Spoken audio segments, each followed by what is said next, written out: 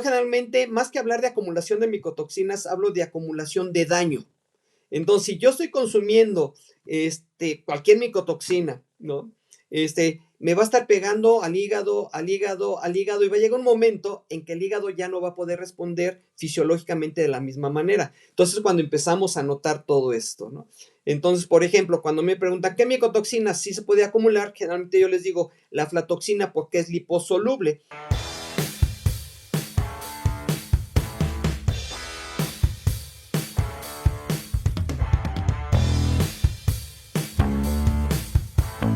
Hola a toda nuestra audiencia de Cerdocast, una línea directa con los principales referentes de la industria porcina. El día de hoy vamos a tocar un tema de vital importancia para la producción porcina, avícola y en general para todas las especies. Vamos a hablar de las micotoxinas, en particular en la especie porcina, cómo hacer un diagnóstico temprano y su manejo estratégico. Y para eso tenemos a un gran especialista, al doctor Juan Carlos del Río, quien es doctor en Ciencias de Salud Animal, además profesor e investigador en la Facultad de Estudios Superiores de Cuautitlán en la Ciudad de México. Pero, y la cosa más importante para nuestra entrevista el día de hoy, es que es un experto en el diagnóstico, el efecto de las micotoxinas en la salud animal. Tiene ya más de 25 años de experiencia en el diagnóstico morfopatológico y también en estudios de diferentes toxinas. Además, el doctor es un asesor para múltiples empresas porcinas en todo el mundo. Muy bienvenido, Juan Carlos. Es un gusto tenerte y muchísimas gracias por haber aceptado nuestra invitación. No, al contrario, yo me siento muy halagado a la invitación, estimada Laura. Y sí, pues bueno, tú ya lo comentaste, llevo 38 años en la parte, dedicándome a la parte de diagnóstico en estudios patológicos, y los últimos años, ya lo mencionaste tú, ya no han sido pocos, muy enfocado a la parte del efecto de las micotoxinas sobre parámetros productivos y obviamente sobre el diagnóstico y pues ya métodos de prevención y todo esto. Entonces, tenemos un poquito de experiencia y espero que esto pueda ser de utilidad. Claro que sí, Juan Carlos. Mira, tenemos una gran audiencia en toda Latinoamérica y ahora ya también en todos los países de habla hispana. Quisiera empezar con que nos digas qué son las micotoxinas, porque todos hablamos de las micotoxinas y finalmente creo que las confundimos a veces. Así que, ¿qué son las micotoxinas, por favor?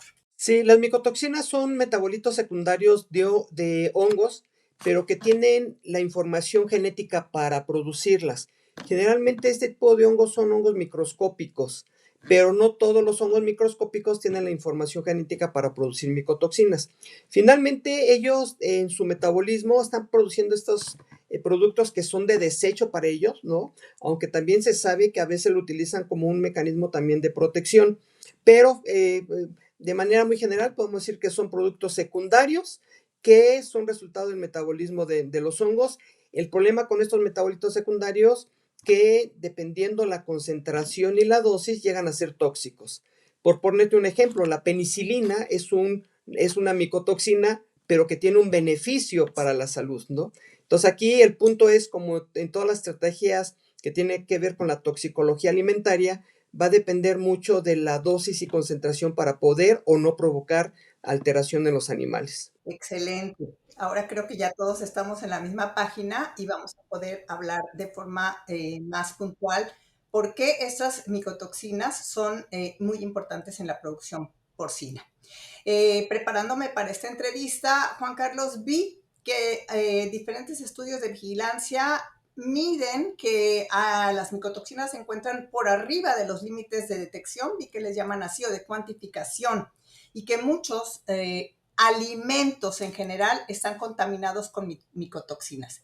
¿A qué se debe todo esto? ¿Qué es lo que está pasando hoy en no solo la industria, como ya lo mencioné porcina, sino en general en la industria de alimentos, Juan Carlos? Sí, mira, fíjate que hay un estudio en la FAO que dice que más o menos el 25 o por lo menos el 25% de los granos y cereales que se producen en el mundo están contaminados por una o más micotoxinas.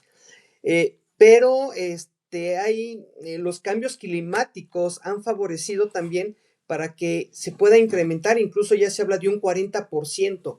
Es decir, prácticamente pues nos vamos acercando a la mitad de los granos y cereales que se producen en el mundo están contaminados por micotoxinas. En mi práctica, yo no he encontrado ningún alimento, ya sea grano base o alimento procesado, que no contenga nada de micotoxinas. Normalmente tienen cierta cantidad. Aquí lo importante sería estar viendo, monitoreando qué cantidad de micotoxina tenemos siempre para poder prevenir o bien saber si vamos a tener problemas de micotoxicosis. Porque una cosa es muy importante, siempre les digo que una cosa es tener micotoxinas, que nos los va a detectar un laboratorio, una prueba de laboratorio, y la otra es que el animal enferme, entonces cuando decimos tiene micotoxicosis, ¿no? Siempre les hago la referencia entre el alcohol y el alcohólico, ¿no? El alcohol ahí está, pero mientras no se lo tome, no va a llegar a desarrollar la enfermedad, ¿no? Y a nosotros lo que nos preocupa, tanto en medicina humana como en medicina veterinaria, es que llegue a provocar una micotoxicosis. Entonces, como ves, realmente no nos vamos a salvar. ¿Por qué? Porque estos hongos se han clasificado en hongos de campo y en hongos de almacén. Entonces, nosotros tratar de poder controlar los hongos de campo que necesitan cierta humedad, cierta temperatura, es muy complicado en campo. Sin embargo, los mejores hongos que se han controlado por buenas prácticas de manejo son los hongos que crecen en almacén, sobre todo el género Aspergillus, que produce, por ejemplo, aflatoxina. Y, por ejemplo, la aflatoxina es una de las micotoxinas que con manejo de almacenamiento se ha logrado reducir mucho su presencia. No la hemos quitado, pero sí ha reducido mucho. Mientras que otros de hongos del género Fusarium que producen dioxinabelenol, seralenona, T2, DAS, es muy complicado porque eso ya viene contaminado desde campo. Entonces sí es complicado dar una estrategia así puntual para poder tener alimentos o granos sin micotoxinas. Juan Carlos, esto es muy interesante y creo que para nuestra audiencia, porque estoy escuchando que en general podríamos tener varias micotoxinas en el alimento, no solo una. Y a veces nosotros nos enfocamos en la búsqueda de alguna porque, vamos a decirlo, está de moda o porque alguien nos platicó que tuvo una contaminación. Entonces, ¿cómo no? Tú nos dices, hay que hacer un análisis, hay que estar monitoreando constantemente. ¿Cómo lo hacemos? ¿Qué nos recomiendas tú? ¿Cuáles serían los pasos que debemos o la estrategia que deberíamos de tener nosotros para estar revisando, como lo has dicho, si no son de almacenamiento, si no son que ya viene por el grano y por todo lo que nos has explicado de este cambio climático? Sí, pues mira, las estrategias que se hacen generalmente para estas buenas prácticas de manejo, casi siempre es monitorear el grano que llega, en este caso a las empresas dedicadas a la producción. Si es una empresa integral, pues con mayor razón, ¿no? Entonces, generalmente hacen su acopio de granos y entonces toman un muestreo que sea significativo para poder detectar y tener un promedio de qué micotoxinas y qué concentración de micotoxinas se tiene. Entonces, esto es muy importante porque a partir de eso, conforme vamos elaborando el alimento, pues puede ser que se diluya la cantidad de micotoxina o bien podemos incrementarla, porque acuérdense que muchos alimentos están hechos a base de sorgo, soya, o maíz, y entonces aquí va a depender mucho de las cantidades que uno esté mezclando y de la concentración que tiene cada alimento o cada grano en este caso. Y para tener un producto final, un alimento ya balanceado, donde volvemos a muestrear para saber finalmente cuánto quedó. Y una cosa importante es el muestreo, Laura, porque las micotoxinas no se distribuyen de manera homogénea, que para nosotros sería muy bueno porque tenemos diagnósticos mucho más certeros, ¿no? El problema es que se distribuye en forma muy heterogénea y aleatoria, entonces a veces muestreamos lugares donde no encontramos micotoxinas, o el caso contrario, muestramos lugares donde hay mucha micotoxina y entonces la interpretación es que todo el grano está altamente contaminado y muchas veces no es así. Por eso la parte de muestreo es muy importante. Casi siempre, yo les comento, normalmente en el laboratorio para hacer diagnóstico de micotoxinas, la técnica que yo utilizo dice utilizar 50 gramos ya sea del grano o del alimento terminado. Pero 50 gramos no vienen de agarrar 50 gramos, sino primeramente viene de normalmente un bacheo de 200, 500 kilos, donde se va mezclando para homogeneizar el alimento y después tomar una muestra y que esa muestra sea representativa de lo que tenemos. Entonces, el muestreo es una parte clave para nosotros tener una idea mucho más certera de qué concentración de micotoxina tenemos por kilo de alimento o por tonelada de alimento. Entonces, muy, muy importante esto, Laura. Por lo que nos estás comentando, Juan Carlos, quiero pensar que se hace un muestreo, obviamente, desde que llegue el grano, como lo dijiste, en las plantas de alimento. Es que nosotros ya en nuestras granjas, con el alimento que les estamos ofreciendo a nuestros animales, nosotros también debemos hacer un muestreo o dejamos que se haga con quien recibe el grano y en las plantas de alimento. ¿Qué nos recomiendas a los que estamos todos los días en granja y trabajando con los cerdos? Ajá. Yo recomendaría las dos. Obviamente, el que nos está elaborando el alimento tendrá que tener su análisis de laboratorio para saber más o menos cuánto tiene. Y cuando llegue el alimento, también nosotros sería importante, porque fíjate que también me ha tocado que a veces donde llega el alimento, el silo está contaminado, porque normalmente los hongos tienden a pelmazar.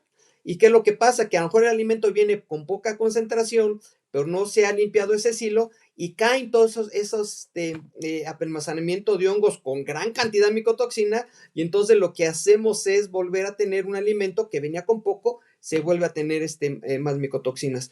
Entonces, obviamente, por eso te decía, toda esta práctica de buenas prácticas de manejo es todo, ¿no? O sea, es limpieza, mantenimiento, entonces es muy importante. Entonces, en las granjas lo que yo les recomiendo mucho es siempre tomar muestras de retención. ¿Por qué? Porque yo confío en el que me está vendiendo el alimento, porque él está haciendo estudios. Entonces, yo lo que les digo, a lo mejor no es necesario si tú confías en tu proveedor de alimento. Entonces, toma muestras de retención para cuando tengas algún problema que sospeches micotoxinas, poder analizar esas muestras de retención.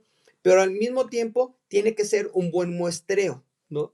Entonces, con esas muestras de retención, yo ahí las tengo, voy manejando mis animales y en algún momento, pues a lo mejor, si yo sospecho que estoy teniendo problemas de micotoxinas, la mando al laboratorio para entonces ahora sí poder equiparar. Obviamente te comento esto porque pues todos son costos, ¿no? O sea, si te digo siempre hazlo, eso va a implicar un costo para la granja, ¿no? Entonces, a veces se puede, sería lo ideal que siempre lo hicieran, pero muchas veces yo tengo plena confianza en mi proveedor de alimento. Entonces, es lo que te podría recomendar, muestras de retención de alimento. Si manejan diferentes etapas, muestras de retención de las diferentes etapas para poder tener ese análisis. Y ir construyendo en su empresa, más o menos, porque hay épocas donde hay mayores desafíos y épocas donde hay menores desafíos. Ahorita, como ves, el clima ha estado un poco loco acá en México y ha llovido mucho y obviamente la humedad favorece mucho el crecimiento de hongos y todo eso, incluso en granos almacenados, si no está bien almacenado, pues va a tener mayor humedad y favorece el crecimiento. Entonces, en mi experiencia, normalmente cuando empieza el año, casi siempre tenemos granos realmente de muy buena calidad, pero ya al final, ¿no? Como se van sacando los remanentes, pues es donde empezamos a ver efectos más importantes de las micotoxicosis. Estas muestras que nos estás comentando de retención, ¿cómo debemos almacenarlas para que al final, si es que estamos viendo un problema, realmente sirvan como una muestra cuando la enviemos al laboratorio? Excelente pregunta, porque fíjate que casi siempre estamos acostumbrados a guardarlas en bolsas de plástico, ¿no? Entonces, sabemos que la bolsa de plástico, pues sí es buena, pero también genera mucha humedad. Entonces, lo recomendable son en papel, bolsas de papel de estraza, en la cual tengamos y un lugar donde no se incremente la humedad, un lugar de almacenamiento donde sepamos que no se incrementa la humedad ni está expuesta a los radios, las radiaciones solares. Entonces, esa sería la mejor forma. Entonces, sí, tratar de evitar un poquito las bolsas de plástico. Si las van a mandar al laboratorio ese mismo día, no importa. O sea, ahí sí pueden poner su bolsa de papel de estraza, su bolsa de papel plástico para que no se tire el alimento. Y un día, dos, no pasa nada. Pero si la van a tener, normalmente hablo como muestra de retención, por ejemplo, pues a lo mejor van a estar un mes o 2 meses. Ahí sí no recomiendo que sean bolsas de plástico, mejor bolsas de papel de estraza es mucho mejor. Excelente. Creo que vamos a cambiar varios de nosotros la estrategia de una muestra de retención y cómo la estábamos guardando. Qué bueno que nos hagas esta aclaración. Juan Carlos, existe desde mi punto de vista esa falsa idea de que solamente cuando veamos problemas ya muy fuertes en la granja, o sea, vamos a decir problema de vulva, inflamadas, que veamos en animales más jóvenes, obviamente, que veamos problemas de diarrea, que esos solamente son los efectos de las micotoxinas, pero para aquellos que ya tenemos mucho tiempo en el campo, me parece que también existe lo que podríamos llamar un efecto subclínico. ¿Cómo nos describirías estas dos situaciones? Sí, sí, claro. Normalmente cuando ya vemos signos clínicos, como tú dices, vulvas edematizadas, úlceras, generalmente pues, casi siempre T2 está ahí, problemas de gastritis por vomitoxina, entonces ya los vemos, entonces ya sabemos que el animal, ¿no? Ya perdió esa capacidad de poder destoxificar, porque el animal va a estar consumiendo y obviamente los órganos encargados de detoxificación, principalmente lo que sería hígado, que va a transformar las micotoxinas para poderlas eliminar, va a llegar un punto en que no va a poder, ¿no? Entonces aquí aprovecho para comentar porque también me han comentado, es que las micotoxinas se acumulan, depende, ¿no? Entonces, yo generalmente, más que hablar de acumulación de micotoxinas, hablo de acumulación de daño. Entonces, si yo estoy consumiendo cualquier micotoxina, ¿no? Me va a estar pegando al hígado, al hígado, al hígado, y va a llegar un momento en que el hígado ya no va a poder responder fisiológicamente de la misma manera. Entonces, cuando empezamos a notar todo esto, ¿no? Entonces, por ejemplo, cuando me preguntan qué micotoxina sí se puede acumular, generalmente yo les digo la aflatoxina porque es liposoluble. Entonces, generalmente ella busca este tejido adiposo para poderse almacenar, no como aflatoxina como tal, porque ya pasó por un metabolismo. Mientras que las otras micotoxinas en general son más hidrosolubles y son eliminadas, entonces esas tienen muy poquita capacidad de almacenamiento. Pero el daño ese sí, como el animal está consumiendo todos los días y a todas horas alimento, pues siempre se está dañando. Entonces una cosa, este concepto es muy importante. Entonces, ¿qué es lo que podemos hacer para ver o valorar esta alteración subclínica? Una de las primeras alteraciones subclínicas que nosotros podemos observar es que a lo mejor no hay una buena respuesta inmune, ya sea contra un desafío en campo o bien con una vacuna que estemos utilizando. Y entonces lo que tenemos normalmente es que decimos, es que no están llegando a los títulos cuando estoy aplicando esa vacuna, y la culpa siempre es de la vacuna, ¿no? Claro. o del método de vacunación. Y no, lo que pasa es que a lo mejor tenemos micotoxinas presentes que están interfiriendo con un adecuado desarrollo de la inmunidad. Entonces, es una de las primeras cosas que podemos hacer o darnos cuenta, porque normalmente siempre estamos viendo títulos de anticuerpos para ver contra PIRS, contra otras enfermedades en cerdos, y entonces ahí podemos darnos cuenta. La otra forma en que yo normalmente les insisto es que en veterinaria trabajamos muy poco las pruebas de análisis de laboratorio relacionados con función hepática, función renal. Entonces, una prueba de función hepática, función renal que nos diga cómo está funcionando el hígado y el riñón, que sean los principales, nos ayudarían mucho a poder identificar. Es nosotros cuando vamos al médico que nos vamos a hacer una prueba de 30 elementos y que nos dice, bueno, sabes que el colesterol está elevado, no, ahora estás bien, la glucosa está elevada. Entonces hay muchos parámetros que nosotros podemos utilizar en la industria veterinaria para poder detectar primeramente un cambio fisiológico y después un cambio morfológico que luego lo vemos cuando hacemos las necropsias. Entonces yo siempre les insisto, toma una prueba de sangre y mándale a hacer una prueba de química sanguínea. Y entonces con eso nosotros podemos darnos cuenta antes de que se manifiesten estos signos y le ganamos tiempo al desafío y ya montamos estrategias para su control o prevención. Mira, perdón, justamente hacia allá iba mi pregunta, que cuáles son las estrategias que nos recomiendas. Yo creo que nadie hubiésemos pensado en hacer estas químicas sanguíneas para los cerdos. Obviamente tendríamos que tomar una muestra representativa porque a veces nos vamos con 3, 4 muestras, pero tú bien nos lo has dicho y nos has dado una buena idea y nada más tenemos nosotros que tomar el número de muestras adecuadas. Con relación a eso, no todos los laboratorios de diagnóstico que normalmente utilizamos para cerdos o para aves nos lo podrían ofrecer, pero creo que también dentro de nuestra audiencia hay gente de laboratorio, así que puede ser una idea que les estamos dando y que nos podrían dar un servicio para apoyarnos, porque a veces sentimos que tenemos ojos de microscopio, ¿verdad? Y entonces queremos detectar todo en el campo y a veces ni siquiera tú lo has mencionado, se acumula el alimento en los comederos y no les damos una limpieza y nosotros mismos estamos causando estos problemas que son básicos de manejo, pero que como dices le echamos la culpa a todo, pero no nos damos cuenta que muchas cosas tienen que ver con el manejo básico que hacemos nosotros en la granja, o sea, no olvidarnos de eso. Juan Carlos, cuando enviamos las muestras al laboratorio, además de las químicas, como ya dijiste, tenemos que hacer nuestras necropsias también. ¿Qué le debemos pedir al laboratorio? Porque mira, muchas veces nos encontramos con esa limitante, que no sabemos ni qué pedir o que los laboratorios no tienen las pruebas que tú nos vas a describir. Entonces, ¿qué es lo que tenemos que nosotros pedir en caso de una sospecha de que nuestros alimentos tienen micotoxinas? Sí, mira, normalmente ya el diagnóstico para micotoxinas ha mejorado mucho, ¿no? La prueba reina va a seguir siendo la cromatografía de alta resolución, que es el HPLC. Esa es la prueba reina porque nos puede dar hasta partes por trillón, ¿no? Por ejemplo, la industria productora de leche normalmente utilizan esta prueba porque pues ellos necesitan sí detectar partes por trillón, obviamente porque mucha de esta leche va al consumo humano.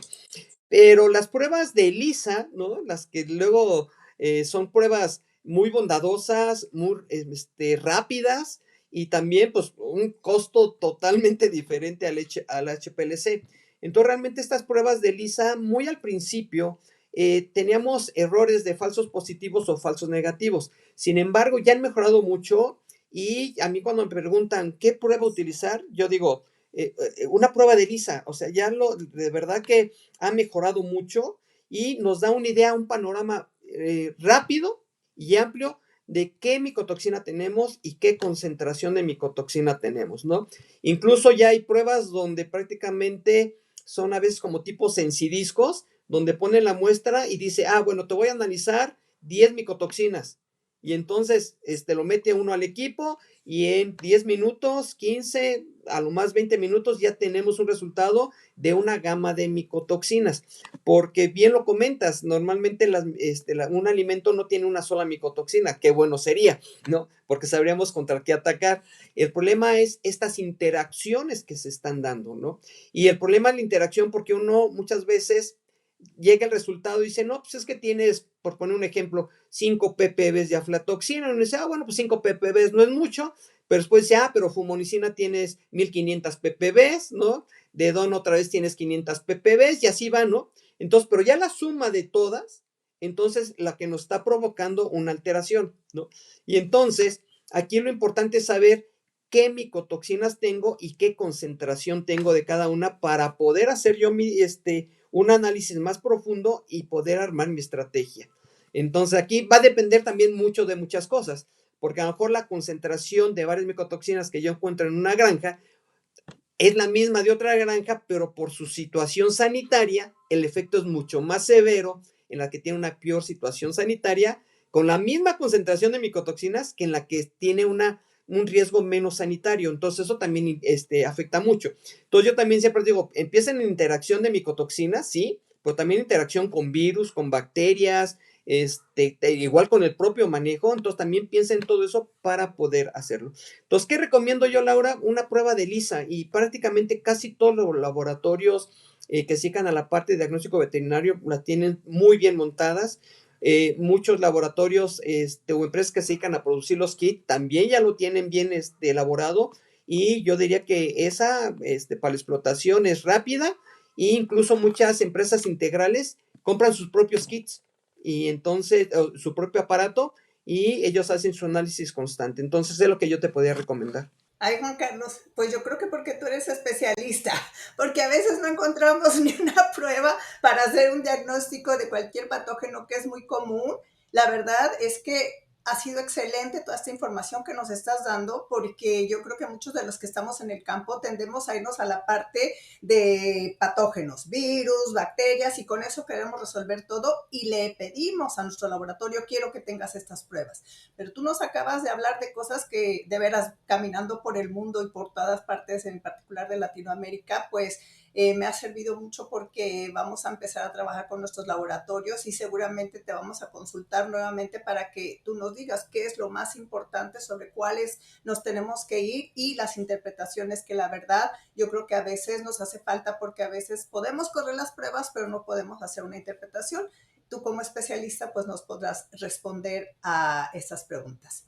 Juan Carlos, ¿alguna otra cosa que nos quieras compartir con nuestro público, con nuestra audiencia? ¿Alguna otra recomendación que nos hagas para poder trabajar un poco mejor con esta situación que, como bien nos dijiste al inicio de la entrevista, pues cada día es más común estos cambios climáticos, pues sabemos perfectamente bien que están causando problemas de mayor presencia de micotoxinas?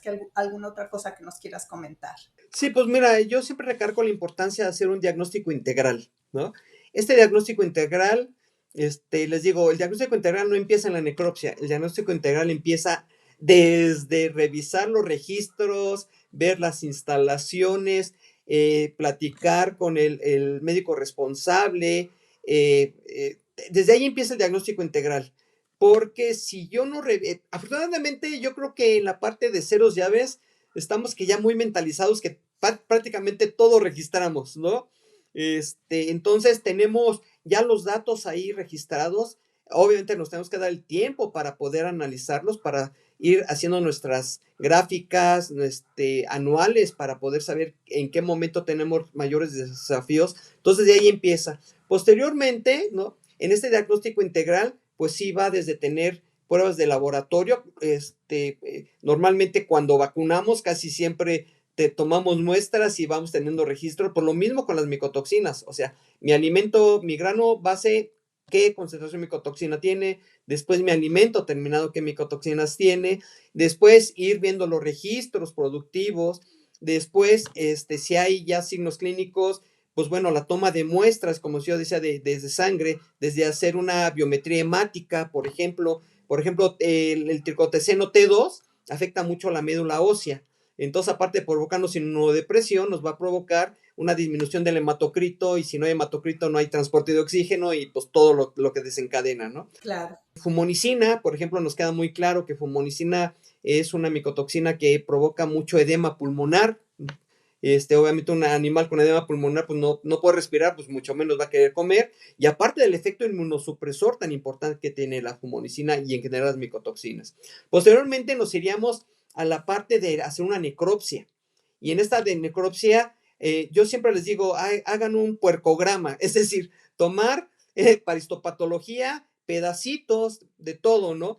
Obviamente al laboratorio no le vamos a pedir todo, para eso nos sirve la necropsia, porque me va guiando por qué voy. Entonces, pero le puedo decir al laboratorio, le puedo mandar al laboratorio, oye, pues hazme un análisis, revisa mis órganos principales, que sea hígado, pulmón, riñón, linfonodos. Y a lo mejor el laboratorio me dice, ¿sabes qué? Pues yo no encontré indicios de efectos de micotoxinas, pero sí de un agente viral, y dice, hubiera tomado corazón o intestino, y entonces uno dice, no, sí lo tomé, nada más que no se los mandé. Entonces siempre les digo, hagan un puercograma, al fin que en frascos cabe un puerco bastante bien.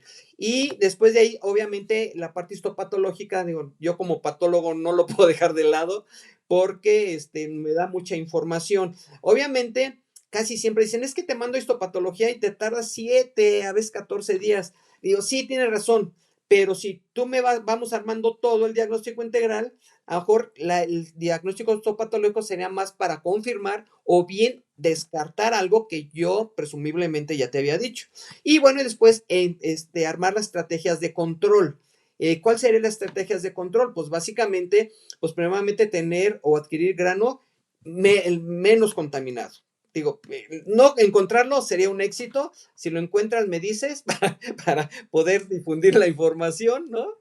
Posteriormente de esto, de que ya tenemos esta información, a lo mejor utilizar mis estrategias de que a lo mejor necesito no sé, cerrar mi calendario de vacunación para tener mis títulos de anticuerpos, ¿no? O bien utilizar algún producto que los capture, estas micotoxinas y ya no puedan ingresar con tanta cantidad al organismo, utilizar a lo mejor estos productos que van hacia el funcionamiento hepático, que ayudan mucho porque finalmente el hígado es uno de los órganos que ayuda a destoxificar y a transformar estas micotoxinas para eliminarlas o quitarles toxicidad.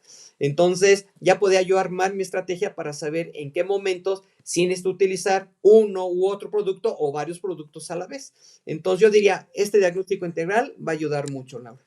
Excelente, pues nos has dado una idea mucho más general, sin que, porque a veces nos vamos solo a una estrategia, pero nos acabas de dar una estrategia global y un punto muy importante, el diagnóstico, que cada vez creo que todos estamos entrando en esa cultura del diagnóstico para poder realmente, como dices tú, descartar o confirmar la presencia ya sea de un problema de micotoxinas, de un patógeno, y entonces poder realmente tener éxito en nuestras estrategias. Juan Carlos, ha sido excelente. Muchísimas gracias por toda la información que nos has dado. Nos has abierto muchos caminos, muchas ideas a todos los que estamos trabajando en el campo todos los días. Antes de terminar nuestra entrevista, siempre le preguntamos a nuestro entrevistado si quiere nominar algún otro colega que piense que puede darnos información. No tiene que ser solamente de este tema. Si alguien que tú creas que debemos nosotros, no que debemos, sino que podría ser un buen candidato para una entrevista. ¿Alguien que tú quieras nominar, Juan Carlos? Así, mira, tengo un gran amigo y que también estuvo trabajando aquí mucho tiempo en la facultad en el área de patología, el doctor Víctor Quintero Ramírez. El doctor Víctor Quintero Ramírez, un patólogo excelente, anda de asesorías por todo el mundo. Sí, seguro lo conoces porque también está en el ámbito de los cerdos desde hace muchos años. Pues yo podía nominarlo a él, realmente el conocimiento esto de patología, pues le ha dado un handicap en este sentido y pues bueno, ahí anda el doctor Víctor Quintero Ramírez, que es un excelente pues médico de cerdos y de diagnóstico. Pues muchísimas gracias por la recomendación. Obviamente, claro que sí, Víctor estará muy contento y nosotros, obviamente, de poder hacerle una entrevista. Pues te agradecemos nuevamente muchísimo, Juan Carlos, que hayas aceptado nuestra invitación a la entrevista y esperamos poder saludarnos en una próxima ocasión. Muchísimas gracias. El agradecido soy yo, Laura, y me siento muy honrado. Estoy a sus órdenes. Gracias, y a nuestra audiencia, pues muchísimas gracias, y les recuerdo que si quieren tener resultados diferentes, hay que hacer cosas diferentes. Muchísimas gracias. Hasta luego. Hasta luego.